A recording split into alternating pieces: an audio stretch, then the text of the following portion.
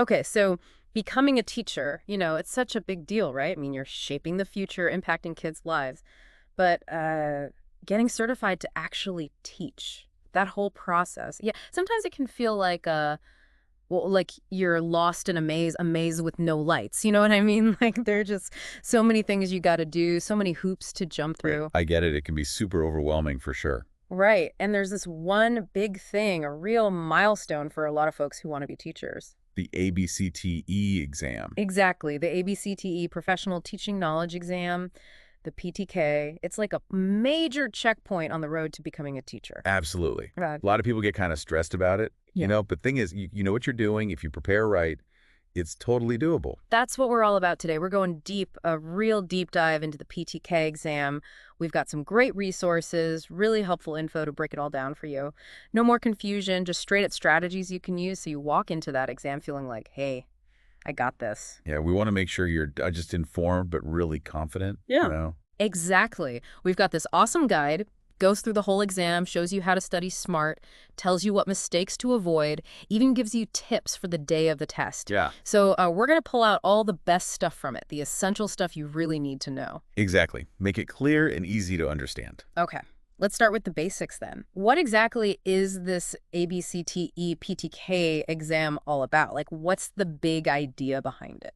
So basically, the PTK exam is there to figure out if you, someone who wants to teach, really understands the core stuff about teaching. Hmm. The principles, the effective practices. Okay, so it's not just knowing your subject like history or math or whatever you want to teach. Right. You got to know more than the content. It's about how you teach, how you manage a classroom, how you figure out if the kids are actually learning, all that. Got it. So how does the exam actually work? What are you in for on test day? Okay. So there are two main parts. Okay. First, 100 multiple choice questions. 100. Wow. Yeah. Okay. Yeah. And they cover a bunch of different teaching topics. And then the second part is an essay. You get 3 hours total for the whole thing. 3 hours for 100 questions Yeah. and an essay. Okay. So time management's going to be key here. Definitely. You got to be efficient. And what exactly are these questions, both multiple choice and essay? What kind of stuff are they going to ask about? Well, it's all about those core areas of teaching, Okay. like 4 main pillars. Okay. Lay Marnie. Number 1, instructional strategies. This is like how you plan your lessons, how you make them interesting, how you adapt to different students.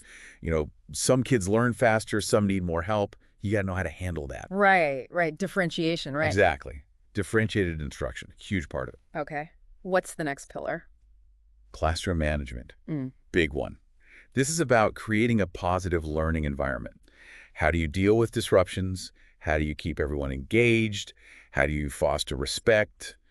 Create a good atmosphere. Yeah, that's so important. Like if the classroom's chaos, no one's learning anything. That's exactly. Okay, what's number 3? Assessment and evaluation. Basically, how do you figure out what your students have learned? There's formative assessment, which is like checking in along the way, seeing how they're doing during the lesson. Then there's summative assessment that's more like a final test or project at the end. You got to understand both.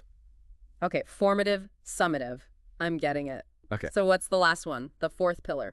Professional development and ethics. This is about your commitment to, always learning as a teacher, being ethical, and advocating for your students. So it's not just about what happens in the classroom. It's about the bigger picture of being a teacher. Exactly. It's a profession. You got to be professional. Right. So knowing all of this, the format, the time limit, the content areas, that's got to be the first step, right? Absolutely. Understanding the structure is key. Then you can start planning how to study, how to attack it strategically. Okay, so let's talk study strategies. Where do you even begin? Well, the guide we've got here, it really pushes the official ABCTE study guide. That's your starting point. Okay, so get the official guide. Makes sense. But how do you use it effectively? I mean, a lot of people just read stuff and it goes in one ear and out the other. Yeah, you got to be active. Take good notes as you read, and try to explain the concepts in your own words. Don't just memorize, understand it. Like, if you can explain it simply to someone else, then you know you've really got it. Exactly. What else should people be doing to study smart? The guide suggests practicing with real-life teaching scenarios. Think about how you'd handle different situations in the classroom. A disruptive student, a kid who's struggling, a lesson that's bombing, that kind of stuff. Right, so it's not just theory. It's applying that knowledge to actual teaching situations. But how do you practice that if you're not already teaching? There are ways. Check out online teacher forums. See what real teachers are talking about. Watch videos of classroom management techniques. It's like getting a virtual glimpse into a real classroom. Oh, that's cool. Like shadowing a teacher, but online. I like it. What other tips does the guide have? Flashcards. Good old-fashioned flashcards. Never underestimate the power of flashcards, right? For real. There are key terms you gotta know, like differentiated instruction, scaffolding, all that. Make flashcards and quiz yourself. Every day. It'll stick. Okay, flashcards, check. What about getting used to the actual exam situation? Super important. The guide says take timed practice tests. You got to get comfortable with the format, the types of questions, and that time pressure. Set a timer, no distractions, just like the real deal. Sounds intense, but I guess that's how you know if you're really ready. And after you take a practice test, what then? Analyze it. Don't just look at the score. Figure out where you messed up, which topics were you weak on. Then focus on those areas when you study. So practice tests aren't just for practice, they're like a study tool in themselves. I like that. Anything else about studying? Find a study buddy or a mentor. Talk about the concepts with someone, bounce ideas around. It can really help clarify things. And if you know an experienced teacher, pick their brain. They've been there. They can give you real-world advice. Collaboration is key, right? Okay, so we've talked about how to study. Now let's talk about what not to do. What are some common mistakes people make on the PTK exam? The guide highlights 3 big ones to watch out for. Hit me. Number 1, bad time management during the exam. You've got a lot to do in 3 hours, so it's easy to lose track of time. Yeah, I could see that happening. You might spend way too long on the multiple choice and then not have enough time for the essay, or vice versa. The guide recommends spending about 90 seconds on each multiple choice question. 90 seconds. Okay, so no time to dilly-dally? Nope, got to keep moving. And then aim for at least 40 minutes for the essay. That includes planning, writing, and proofreading. Okay, good to know. What's the second mistake?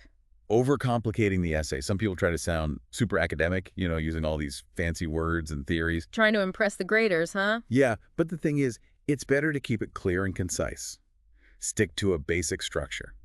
Introduction, supporting paragraphs, conclusion. Simple and straightforward. Right.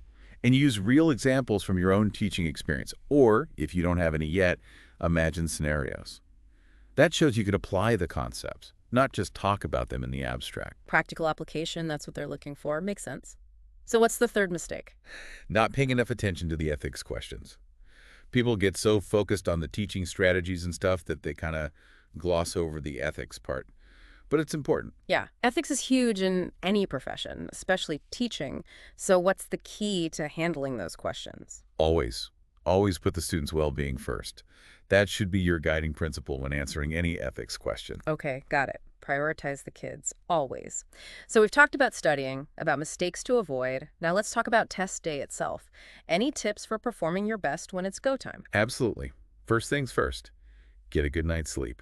I know it sounds obvious, but it's crucial. Don't pull an all-nighter cramming, right? Exactly. Sleep helps your brain solidify those memories. You'll be much sharper if you're well rested, trust me. Okay, sleep is key. What else? Get to the testing center early, at least 30 minutes early. That way you're not rushing, you're not stressed, you can just chill and focus. Yeah, starting the test all flustered is a recipe for disaster. Any tips for actually taking the test, like once you're sitting there with the booklet in front of you? For the multiple choice, use the process of elimination. If you're not sure of the answer, cross out the ones you know are wrong. That narrows down your choices and increases your chances of getting it right. Good old elimination strategy. Never fails. Any advice for handling those test day jitters? I mean, it's a high-pressure situation. Totally normal to feel nervous. If you start to freak out, just take a few deep breaths. Inhale, exhale. It'll help calm you down. And remember, you prepared for this. You got this. Believe in yourself. Okay, so we've covered a ton of ground today. What are the big takeaways you want folks to walk away with? All right, key points. 1, understand the exam format, what it covers, how it's structured. 2, create a study plan and follow it. Use that official guide. Practice real-life scenarios. Take those timed practice tests. Practice, practice, practice. Yep. 3, avoid those common mistakes, especially the time management one. And remember to prioritize student well-being in those ethics questions. 4, test day, get your sleep, arrive early, stay calm, and trust in your preparation. You got this. Great advice. This certification, it's a big hurdle, no doubt. But as the guide says, it's just one step on the road to becoming a teacher. It takes dedication, a passion for learning, and a willingness to keep growing. Absolutely. Teaching is a journey, not a destination. So while you're prepping for this exam, think about what kind of teacher you want to be. What are you curious about? What excites you about education? Hold on to that passion. That's what'll make you a truly great teacher. Love that. Curiosity and passion. That's what it's all about.